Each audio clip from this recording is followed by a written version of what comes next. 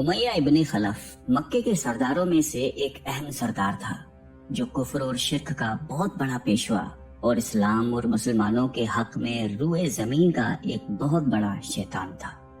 एक दिन उसको पता चला कि उसके किसी गुलाम ने बुतों को पूजने से इनकार करके किसी और को माबूद बना रखा है। उसने गुलाम को फौरन बुलाकर ये पूछा कि मैंने सुना है कि तुमने कोई और माबूद बना लिया है, सच सच बताओ कि तुम किसकी इबादत करते हो। गुलाम ने कहा कि मोहम्मद सल्लल्लाहु अलैहि वसल्लम की खुदा की। उमैया गुस्से से लाल पीला हो गया और कहने लगा कि मोहम्मद की खुदा की परस्तिश करने का ये मतलब हुआ कि तुम हमारे मुकद्दस बुतों के दुश्मन बन गए हो। सीधी तरह राह पे आ जाओ वरना जिल्लत के साथ मारे जाओगे। मैं ये हरगिज बर्दाश्त नहीं कर सकता हूँ कि तुम बुतों की पूजा करने वाले के गुलाम रहकर मोहम्मद की खुदा की परस्तिश करो। वो गुलाम जो तौहीद का सच्चे दिल से शैदाई हो चुका था, उसने बेधड़क उमैया को जवाब दिया कि मेरे जिस्म पर तो तुम्हारा जोर चल सकता है, लेकिन मैं अपना दिल और अपनी जान मोहम्मद सल्लल्लाहु अलैहि वसल्लम और उसके खुदा के पास रख चुका हूँ। अब अल्लाह की इबादत ही मेरी जिंदगी का मकसद है और तुम्हारे खुद से बनाए हुए बुतों को पूजना मेरे बस की बात नहीं है। ये जवाब सुनकर उमैया बिन खलफ गैज़ व गज़ब से दीवाना हो गया। एक गुलाम ने उसे बेधड़क जवाब दे दिया था। उसने कड़क कर कहा कि अच्छा, तो फिर अपनी बेदीनी का मजा चख, देखूंगा मैं कि मोहम्मद और उसका खुदा तुझे कैसे बचाते हैं। उमैया के तशद्दुद शुरू हो गए। मक्का की जमीन गर्मी के सबब बड़ी मशहूर थी। उमैया अपने गुलाम को दोपहर की तपती धूप में जमीन पर लिटाकर सीने पर भारी पत्थर रख देता था कि वो करवट ना ले सके। फिर कहता था कि मोहम्मद के दीन से बाज आ जाओ, लेकिन इस जुल्म के बावजूद भी उस गुलाम के मुंह से सिवाय अहद के कुछ नहीं निकलता था। उमैया मजीद गजबनाक होकर अजियतें मजीद बढ़ाता जाता। एक मर्तबा तो उमैया ने जुल्म की इंतहा कर दी। पूरा एक दिन और पूरी एक रात गुलाम को भूखा प्यासा रखा और तपती हुई रेत पर लेटाकर उसे तड़पने का तमाशा देख रहा था। उसकी ये कोशिश भी गुलाम को हक से न हटा सकी। आखिर थक हार कर उमैया ने मक्के के बदमाश लड़कों को बुलाया और उनसे कहा कि इस गुलाम को इतनी अजियतें दो कि ये मोहम्मद और उसके खुदा का नाम लेना भूल जाए। ये लड़के उमैया की खुशी हासिल करने के लिए उस बेबस गुलाम को बुरी तरह मारते पीटते थे। जिस्म के कपड़े उतरवाकर लोहे की चादरें पहनाकर तपती धूप में खड़ा कर देते थे, लेकिन गुलाम की जबान से अहद के सिवा कुछ नहीं निकलता था। इस्लाम की राह में ये बेपनाह अजियतें सहने वाले सहाबी कोई और नहीं बल्कि हजरत बिलाल हबशी रजी अल्लाह ताला अन्हु थे। इन्हीं जुल्म सितम के दौरान एक दिन हजरत अबू बकर सिद्दीक रजी अल्लाह ताला अन्हु का उधर से गुजर हुआ।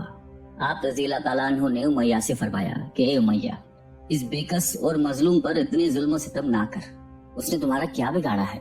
वो खुदाए वाहिद की इबादत करता है। अगर तू इस पर एहसान करे तो ये एहसान आखिरत में तेरे काम आएगा।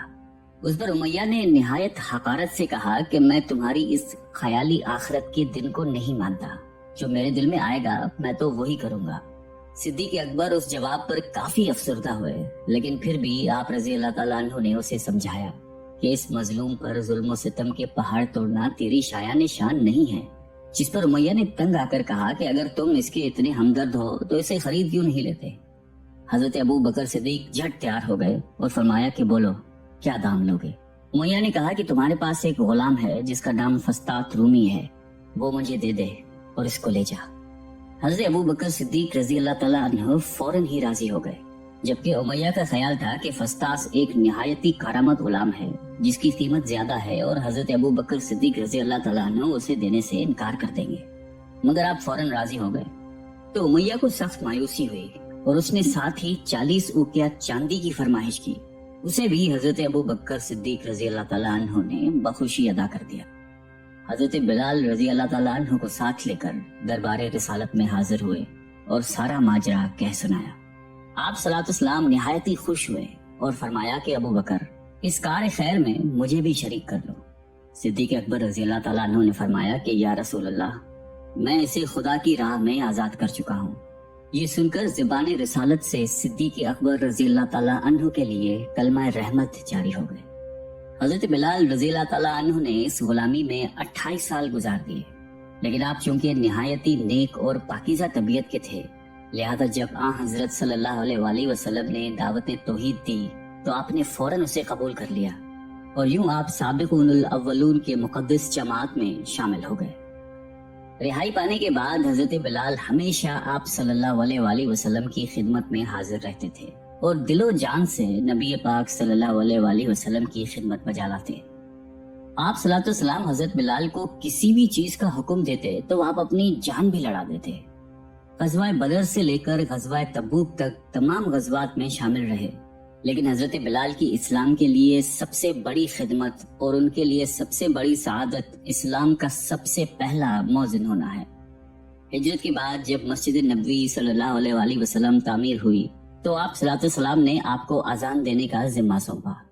آپ کی آواز نہایت ہی دل نشیں تھی اور اس میں ایک ایسی تاثیر تھی کہ اذان کی آواز سن کر لوگ سب کام چھوڑ چھاڑ کر مسجد کی طرف دوڑتے۔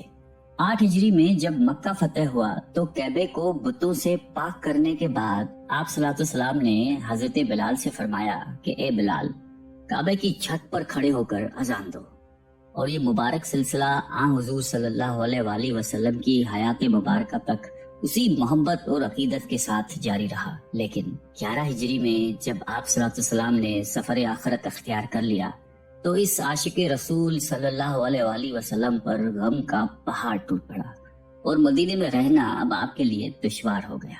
آپ کو ہر وقت پیارے نبی صلی اللہ علیہ وآلہ وسلم کی یاد ستاتی رہتی تھی۔ آپ صلی اللہ علیہ وسلم سے آپ نے سنا ہوا تھا کہ مومن کے لیے سب سے افضل عمل جہاد فی سبیل اللہ ہے، لہٰذا آپ رضی اللہ تعالیٰ عنہ خلیفہ اول حضرت ابو بکر صدیق کی خدمت میں حاضر ہوئے اور جہاد پر جانے کی اجازت طلب کی، لیکن حضرت ابو بکر صدیق رضی اللہ تعالیٰ عنہ نے آپ کو خدا کا واسطہ دے کر کہا کہ مجھے اس بڑھاپے میں تنہا چھوڑ کر مت جاؤ۔ تو حضرت بلال نے اس شرط پر ابو بکر صدیق رضی اللہ تعالیٰ عنہ کی بات مان لی کہ اب وہ رسول اللہ کے بعد کسی کے لیے اذان نہیں دیں گے۔ حضرت ابو بکر صدیق رضی اللہ تعالیٰ عنہ نے ان کی یہ بات مان لی، لیکن آپ کے دور خلافت کے بعد خلیفہ دوم حضرت فاروق اعظم رضی اللہ تعالیٰ عنہ کے دور میں بھی جب بیت المقدس کی تسخیر کے لیے شام جانا پڑا تو وہاں عیسائیوں سے صلح نامہ طے پانے کے بعد حضرت عمر فاروق رضی اللہ تعالیٰ عنہ نے ایک خطبہ دیا اور حضرت بلال سے درخواست کی کہ آج جبکہ قبلہ اول پر توحید کا پرچم لہرا دیا ہے تو اس باعظمت موقع پر اگر آپ اذان دیں تو ہم آپ کے مشکور رہیں گے۔ حضرت بلال نے یہی اذان دینی شروع کی تو صحابہ کرام کو عہد نبوی کی مبارک یاد تازہ ہو گئی اور ان پر رخت طاری ہو گئی۔ شام کے معرکے کے بعد حضرت بلال نے شام ہی کے ایک گاؤں میں رہائش اختیار کر لی، کیونکہ مدینے میں ہر وقت آپ کو آپ صلی اللہ علیہ وسلم کی یاد ستاتی رہتی تھی۔ لیکن ایک دن آپ نے خواب میں آپ صلی اللہ علیہ وسلم کی زیارت کی۔ آپ ان سے فرما رہے تھے کہ اے بلال، کیا ابھی وقت نہیں آیا کہ تم ہماری زیارت کے لیے آؤ؟ اس خواب نے آپ کو بہت تڑپا دیا اور آپ بیتاب ہو کر فوراً مدینے روانہ ہوئے۔ مدینے پہنچ کر حضرت بلال نے روزہ اقدس پر حاضری دی اور اس درد سے روئے کہ حاضرین بھی اشکبار ہو گئے۔ وہیں حضرت امام حسن رضی اللہ تعالیٰ عنہ اور حضرت حسین رضی اللہ تعالیٰ عنہ بھی موجود تھے۔ نانا کے پیارے نواسوں کو آپ نے اپنے ساتھ چمٹایا اور بے تحاشا چومنے لگے۔ حضرت حسن رضی اللہ تعالیٰ عنہ اور حسین رضی اللہ تعالیٰ عنہ نے آپ سے اذان فجر کی فرمائش کی، بھلا اس میں رد کرنے کی کہاں گنجائش تھی۔ اگلے دن جب فجر کا وقت ہوا تو آپ نے اذان دینی شروع کی۔ لوگوں کی عہد رسالت کی یاد تازہ ہو گئی اور لوگ اس طرح روتے ہوئے مسجد کی جانب چلنے لگے جیسے کہ نبی پاک صلی اللہ علیہ وآلہ وسلم کا دور واپس آ گیا ہو۔ ایسا دردناک منظر اس کے علاوہ کبھی دیکھنے میں نہیں آیا۔ حضرت بلال حبشی رضی اللہ تعالیٰ عنہ نے 60 سال کی عمر میں وفات پائی۔ آپ کا مزار دمشق میں ہے۔ آپ کو دربار رسالت میں خاص مقام حاصل تھا۔ آئیے ہم سب اللہ تعالیٰ سے دعا کرتے ہیں کہ ہمیں بھی حضرت بلال حبشی رضی اللہ تعالیٰ عنہ کی صفات میں سے کچھ عطا فرما دے۔ آمین۔